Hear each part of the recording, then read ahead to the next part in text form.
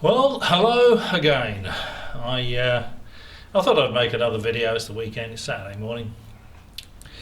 I was looking at Jeremy Corbell and George Knapp on their weaponised podcast.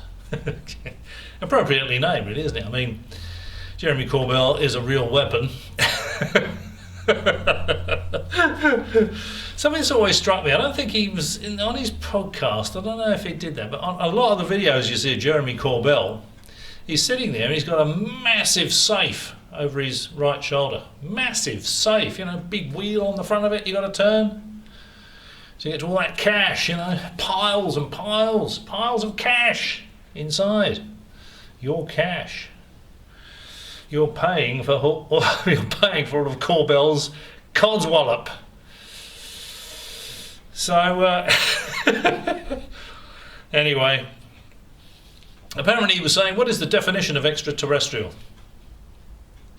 Well, you could always look it up, of course, but to me, extraterrestrial means something that's come from off this planet. Did not originate on this planet. It's extraterrestrial. So meteorites, crash on the surface, burn up in the sky, they're extraterrestrial. They didn't start life on Earth. So it's pretty easy to define, really. And how would people be able to tell if something is extraterrestrial or not? Well, I think laboratory analysis would be able to tell if something was extraterrestrial pretty conclusively. They'd be able to look at these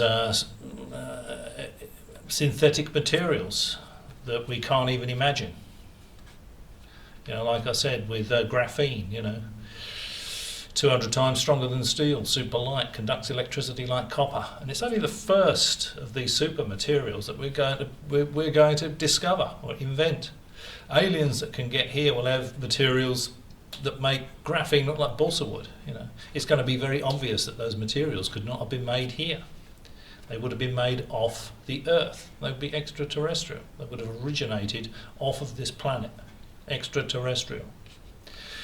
And what is a first-hand witness? Oh, dear me.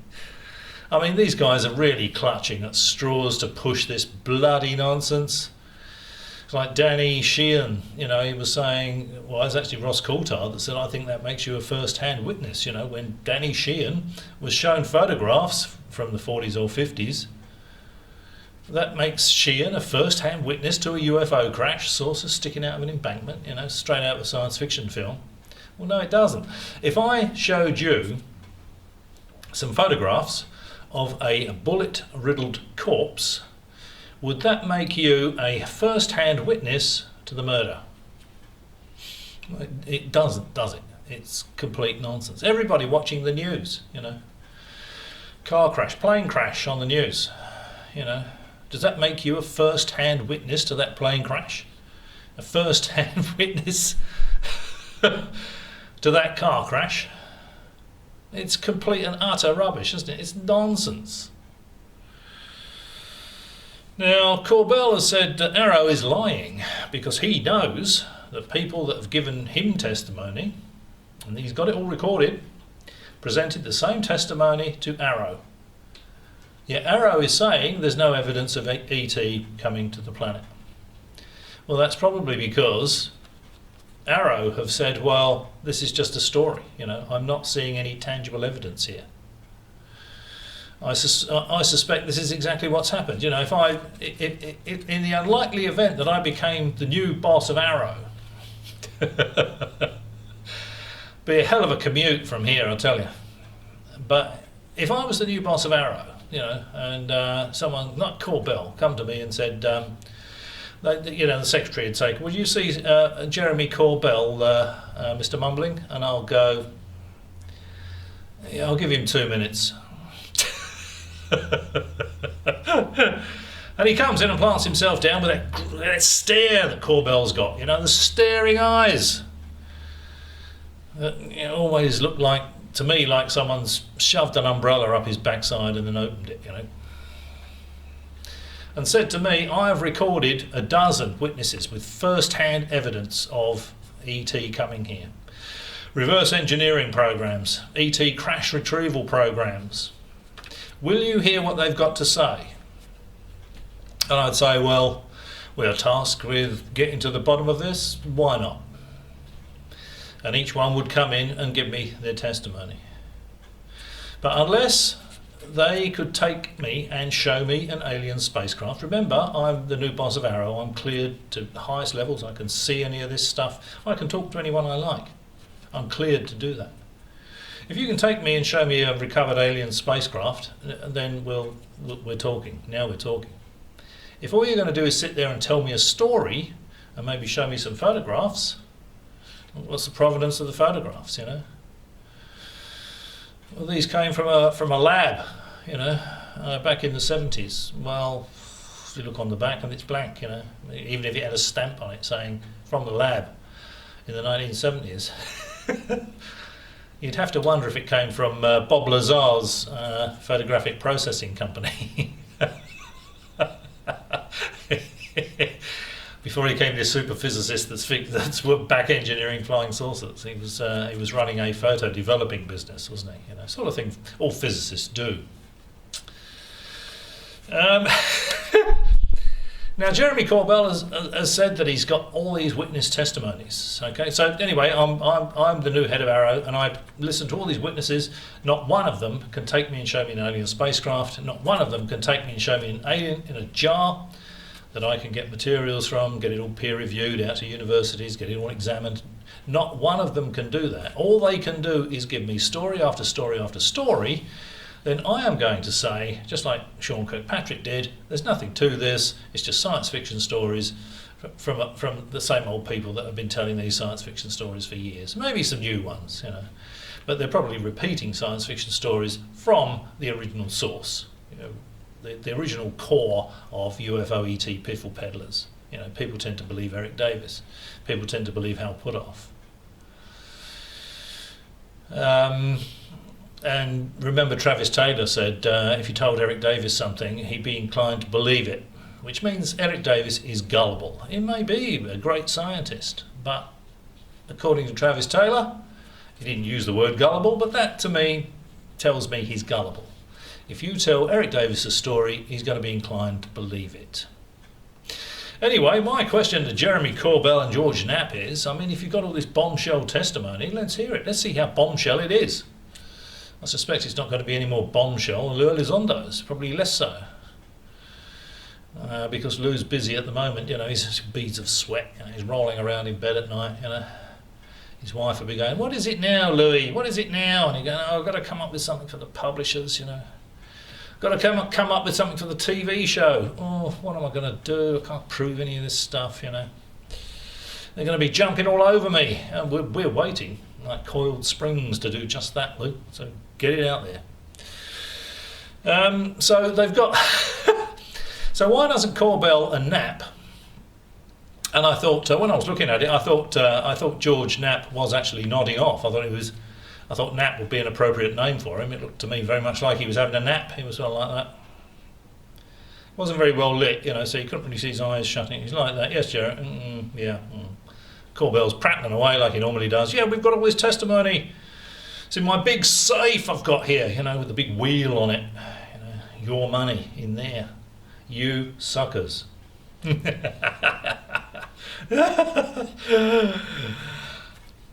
I was Jeremy Corbell and I wanted to prove that I'm right, and all you out there are telling me that I'm talking rubbish are wrong, I'd say, okay, here's the witness testimony. You know, oh, they fear for their lives. Okay, give them a number, just like the Arrow report. Don't name them. Witness number 1 said this. Here's the testimony. Read it out, Corbell. Witness number 2. Are there any photographs? You know, are there any tangible materials? You probably save yourself a lot of time and energy just by getting them all in a room, all of these first-hand witnesses, and then saying, okay, do any of you here have any tangible evidence? Can any of you here take me and show me a recovered alien spacecraft? Can any in here take me and show me an alien in a jar? And if no one says, yeah, I can, it wouldn't bother wasting your time listening to all the science fiction stories. I mean, I could say, I've been looking into this since the early 70s. The more I look, the less I find. The more rubbish I find, the more fabrication I find. Like the Warminster Thing, warnings from flying friends. Arthur Shuttlewood. I actually went round and knocked on his door. I was in Warminster. I went down there to check it out. The Thing, rattling all the roofs. And I went down, I knocked on his door, front door, to see if I could have a chat with Arthur Shuttlewood. No reply. Went round and spoke to people in the fish and chip shop, the garage, the tobacconist, supermarket. Don't know what you're talking about, mate. It's all rubbish. A couple of days later, go round to Shuttlewood's house, knock on the door. No reply. I suspect he was in there, He's going, oh God, it's going to be someone asking me some difficult questions about this thing, the Warminster Thing. It's all rubbish. It's all fabricated, bloody rubbish. So put up or shut up, Jeremy. Open that safe. Take out all the piles of cash that's got from your followers, those suckers out there. Put that out shot, and just have the witness testimony, the bit of A4 at the bottom, with all the witness testimony, and just read it to us. Witness 1 said, Witness 2 said, there were photographs that go with this. Okay, where did the photographs come from? Can we see the photographs? Classified photos.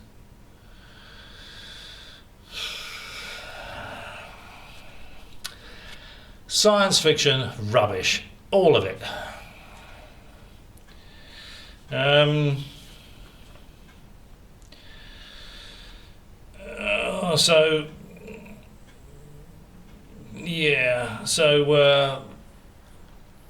Personally, I don't think anything is going to qualify as, tangible evidence. Nothing's going to qualify as first-hand witness testimony. I was looking into this. I went to Warminster back in the early 70s. I was up on Cradle Hill, which is where all the UFO nuts go. I actually went up there one night. This is in the side.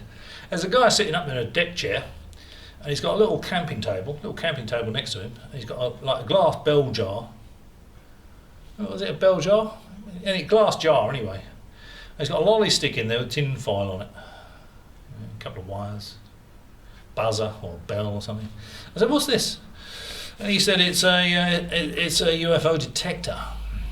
It's probably very similar to this Gremlin thing I've heard about, but I'll research that and I'll do a video on it. The Gremlin UFO detection box. And I said, well, what is it? He said it's a UFO detector. And I said, how does it work? And he said, well, the electromagnetic field from the alien spacecraft rattles the tin foil and it makes a connection. It sounds the buzzer. And I said, well, how do you know that an alien spacecraft is going to have an electromagnetic field associated with it? And he went,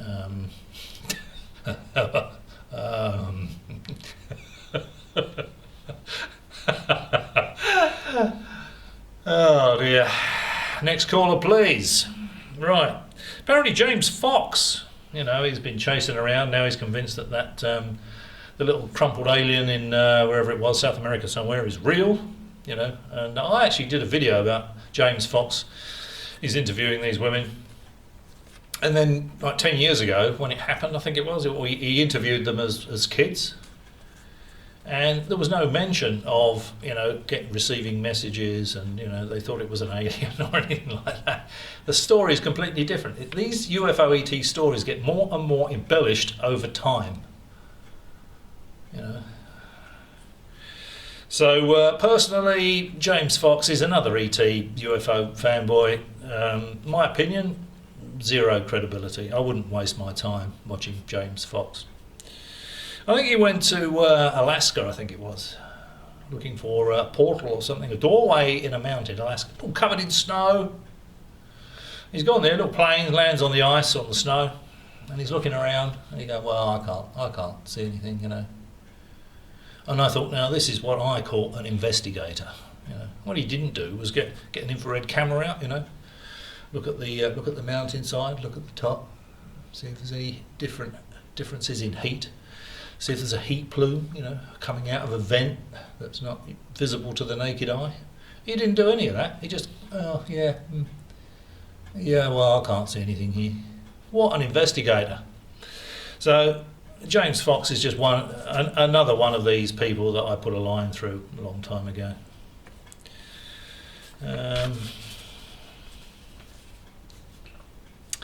Again, with the exaggerations, Danny Sheehan said Grush was a colonel, it was a major. That Mike Herrera has been vouched for by David Grush. Wow! Now I can relax. Now I know it's all true. He said that he was told alien spacecraft were lured to a specific spot and then shot down. Can you imagine anything quite as ludicrous as that? Technology that could get here from another star gets lured and shot down? I really don't think so. I was looking at one of these people that do a lot of hiking on YouTube the other day. I can't remember who it was, but they came across the wreckage of a World War II bomber up in the Welsh Hills, I think it was. I think it was a Wellington bomber, and they had a lattice type framework to them. Wellington bomber, World War II bomber, Canadian bomber. I think it was a British bomber actually, designed by Barnes Wallis, but this one I think was a Royal Canadian Air Force one. And it crashed in the hills in Wales during World War II. And it's just a big pile of wreckage, just tiny pieces all over the place and a couple of spars here and there, And I thought, if you took one of these gullible UFO fanboys or fangirls, if you blindfolded them and you took them to that site and said, here you go, here's the wreckage of an alien spacecraft that crashed about 60 years ago, they would lap it up. They would go, oh wow, finally, tangible evidence of an alien spacecraft crash. That's how gullible they are, They'll swallow any old codswallop. And I was looking at Luna being interviewed, Senator Luna. Originally, people were saying, "Oh, she's seen videos of alien bodies." Someone's interviewing her, and then she said no. A couple of days later, no, she hasn't seen any videos of alien bodies. It's all claptrap. It's all exaggerated rubbish. And Luna and Getz and might have been Burchett and Mace went to Elgin Air Force Base to talk to some aircrew and have a look at some pictures that were taken of some objects they photographed in the sky.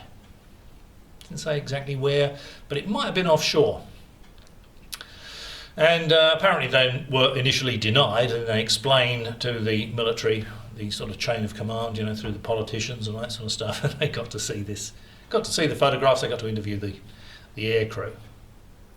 Now, I had a look on Google Earth at where Elgin Air Force Base is. It's right on the coast, in the Gulf of Mexico, I think it is, where Deepwater Horizon blew up. And it just occurred to me that, all these UFO sightings, these military UFO sightings, are on the coast or just offshore, the Nimitz encounter, or on the east side of the country. It's offshore in the naval air exercise area. They're seeing these UFOs, ET spacecraft, inverted commas. And I thought, it's probably because they're being surveilled. It's probably offshore, there's a submarine, has launched some drones to go and have a look at what they're doing. It's as simple as that. It's a down-to-earth explanation, isn't it? It doesn't involve extraterrestrials. Okay, the UFOs. I've seen UFOs, As I've said before, UFOs, UAPs, keep that separate from ET. Have a dividing line, UFOs and ET. UFOs, ET. And try and prove ET is coming here. Forget the UFOs, because you're going to be going round and round in circles forever. There's going to be a lot of classified stuff involved in how UFOs are tracked, all this, because they're tracking foreign technology. Harry Reid, the guy that set up ORSAP, with those guys investigating all this weird and wacky stuff at Skinwalker Ranch and looking into UFOs. He actually said in an article in the Independent newspaper, and I might link to it below, I've probably done it before, it's Vlad. He was disappointed that the original congressional hearing didn't tell Congress what it was. They said he said they know very well it's the Russians. But why have they introduced this ambiguity? That's Harry Reid, the guy that set it all up.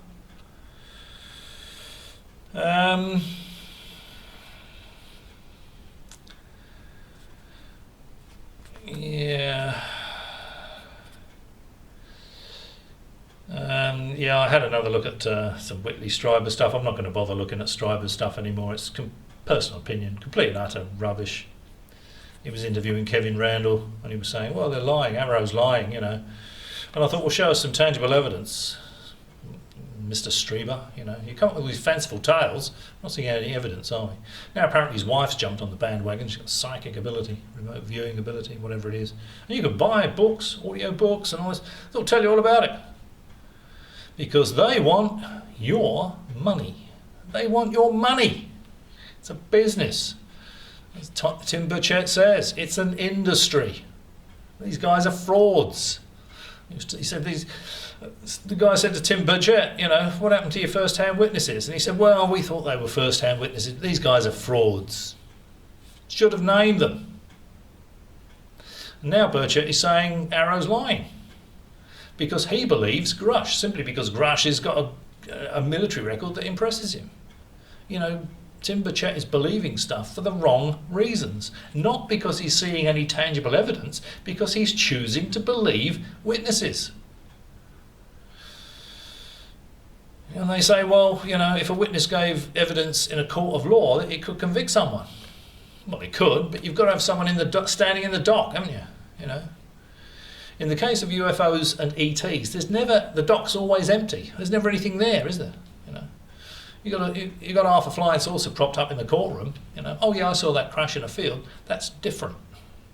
That can be analysed. Is it or is it not extraterrestrial? If it's not, they just say, well, yes, okay, we believe your testimony. You saw it crash in a field. We've had it tested. It's not extraterrestrial. You know, next first-hand witness, please.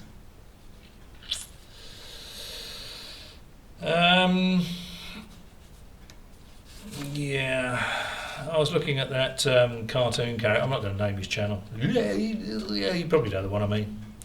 And he had some ridiculous title on a video the other day, something about what aliens want with your souls. I thought, oh, come on, you know. And I thought, they're after a specific type of soul. Soul type R is what they're after. R souls is what we call them. That's what the aliens want. R souls. Stretch on those rubber gloves.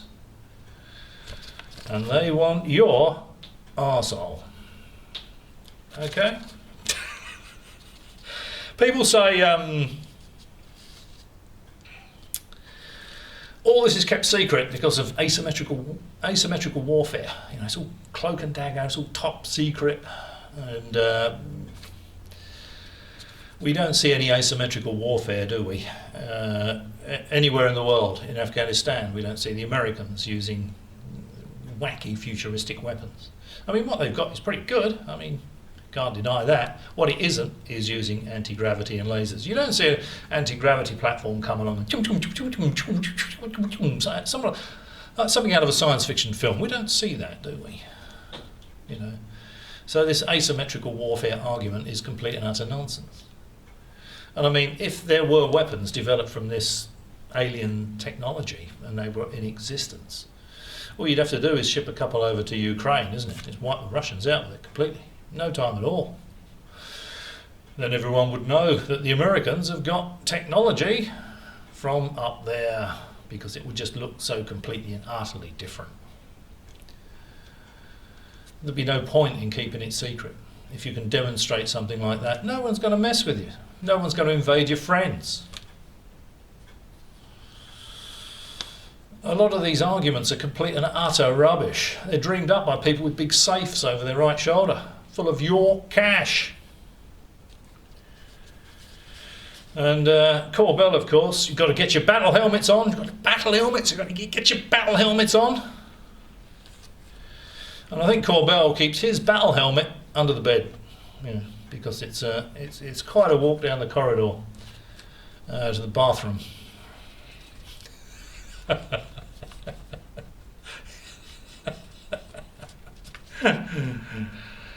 And that helmet will be full of the same sort of material as his safe.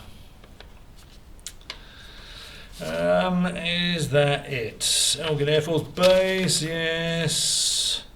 Oh, okay. Can't recall what that was. Yeah, I think that's it for today. I think I'll just finish with the usual sort of thing, and that is that, it's all complete and utter bloody rubbish. There's no tangible evidence. Arrow is not lying. That's what they've seen. Corbell's refusing to show us what he's got, what he considers first-hand witness testimony. He's sitting on it because he knows we'll see it and go, no wonder Arrow said there's nothing to it. This is all rubbish. That's why,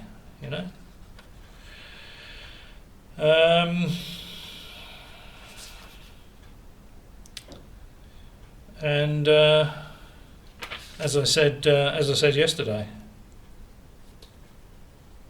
it'd be very difficult if this was real to keep it secret. With Iraq, weapons of mass destruction, none found. They couldn't concoct a story and control the media to get that spread around the world, so they wouldn't have egg on their face, so they wouldn't look seriously embarrassed. If they could control the media, they would have found the weapons of mass destruction. None found. They can't control the media. If the moon missions never landed men on the moon, they could not control the media to say they did if they didn't do it. It's ludicrous, Or 9/11, If 9/11 was anything other than what the history books tell us it was, you couldn't control the media to run with that narrative. They're going to be saying, well, actually, this was all coordinated by the American government as an excuse to go into Iraq. They would find out. And people are not scared for their lives. Remember Grush, when he was being interviewed. Interviewer said, why don't these other witnesses come forward? And he said, they're scared for their lives. And she said to him, why have you come forward? And he said, for my own personal protection. How can these people say things like that and expect people to take them seriously? Why don't all these other people come forward for their own personal protection? This is all being strung out. We can't show you this. We can't tell you this. Oh, no. Well, we've got to wait for, the witnesses might not be happy with that, We've got to wait for approval from the government to be able to tell you that. There's always a reason why you can't see any tangible evidence. Why you can't see the evidence that's being presented. And it's not because it's good evidence. It's because the people in the UFO ET industry want to keep going and keep going and keep going. Corbell wants to get a bigger safe. Lou Elizondo wants to subsidise his pension with his TV shows. And Travis Taylor wants to subsidise his income. He said, I've got a mortgage, I've got to work for a living. Travis Taylor. They all want this money coming in from TV shows. Book sales, audio books, merch, t-shirts, That's what it's all about. It's an industry. There is no substance to it whatsoever. Just ask yourself why, if they come all the way here from another star system, why are they not going to make themselves known to everybody? If they're worried about how we're treating the planet, why don't they hover over a major football game? All the cameras will be on them. And then they can tell us all while we're here. You don't tell one person. You don't tell a group of school kids, that you're treating the planet badly. I mean, that Ariel school in wherever it was, can't remember now. somewhere in Africa, you know, you wouldn't tell individual school kids you're treating the planet badly. Not one of those kids grew up to be an ecologist, by the way, so the aliens flew all the way here from somewhere else in the galaxy for nothing. And remember too, that there's always another side to these stories. Remember too that when Cynthia Hind, a local UFO researcher, interviewed those school kids shortly after the event, not one of them mentioned messages from the aliens about how we're treating the planet, and ecology and all this sort of stuff. Not one kid mentioned it. 2 weeks later, John Mack goes over there. He's interviewing them. Oh yeah, I could feel it. You know, they were telling me we're not looking after the planet and all this sort of stuff. And that was a narrative John Mack had been pushing, because he'd been interviewing all these people. He wrote a book about it, and it was a recurring theme.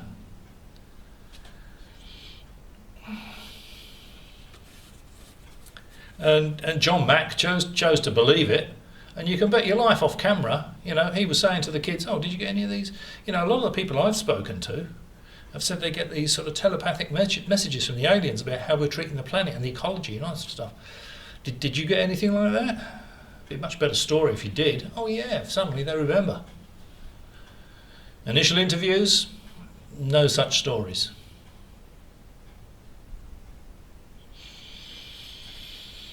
All right, well, I could go on and on and on, but I probably want to make another video about this, so I've got to save some material, I suppose. There's so little new stuff, isn't there? I'm tempted to go out and buy an Easter egg so I can do a Bob Lazar impression.